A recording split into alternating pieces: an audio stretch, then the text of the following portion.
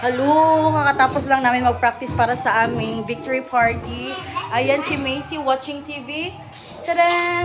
So ako super duper pawis cause plantita na ang momshi niya. Ayan, bumili ako ng mga plants kay mama. Tapos, wait lang. Ayan. So meron tayong 4 dito sa kwarto. Meron ding 5 dito. Sa isang malaki dyan.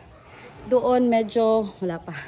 So dito, dito na yan siya mga plus. Meron din kaming, ayan, kahit hindi ko marunong magluto, pwede na yan. Tsaka maganda din para hindi yan sa amin. Eto, pang pag may ubo ka, yan. Tapos meron ding, hindi ko alam kung papaya ba yan. Basta eto, meron din kaming limonsito.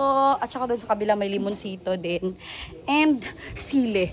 Yeah, eto pa yung mga ibang tanim ko guys. Wow, very cutie. O, diba? At saka dito, eto, meron din dito na side. Pero ito parang kawawa, parang kulang sa dilig. Didiligan ko pa yan. Kasi hindi pa ako masyadong maalam sa mga tanim, guys. So, according to mama, may mga plants na pwede sa init. At hindi pwede sa init. Meron ding isang buwan lang dinidiligan or araw-arawin. So, eto na. Ay, kulang pala ito dito. Move na lang natin. Oh, okay.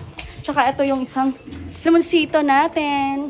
At saka meron tayong silihan, pero wala na siyang bunga. Papatubuin naman muna. Aalagaan na muna natin. Super kapawis. And eto siya yung butterfly plant daw ito. Hindi ko alam kung tama ba.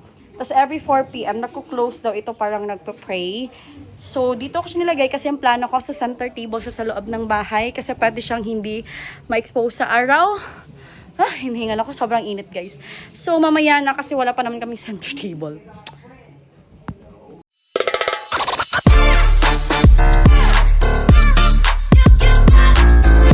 Happy shopping! Really?